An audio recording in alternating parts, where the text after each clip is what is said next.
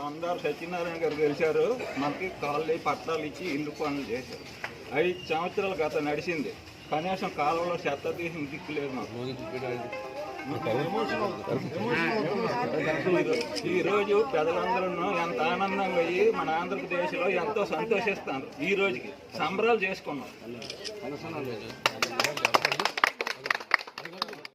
మొన్న ఎలక్షన్లో చంద్రబాబు నాయుడు గారు, పవన్ కళ్యాణ్ గారు మేము అధికారంలోకి వస్తే పెన్షన్ 4,000 చేస్తాం, 3,000 నుంచి అని మాట ఇచ్చారు.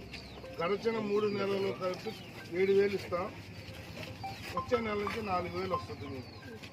ఈ ప్రభుత్వం అధికారంలోకి తెచ్చినందుకు మీకు ధన్యవాదాలు తెలియజేస్తూ, చంద్రబాబు నాయుడు గారు, పవన్ కళ్యాణ్ గారు ఇచ్చిన మాట నిలబెట్టుకుంటూ, చాలామంది మీకు ఏం చెప్పారంటే వీళ్ళు వస్తే ఇవ్వరు, తర్వాత ఇంటికి వచ్చి ఇవ్వరు, 1వ తారీఖుని ఇవ్వరు అని చెప్పి ఒక అపవాది మా మీద పెట్టారు.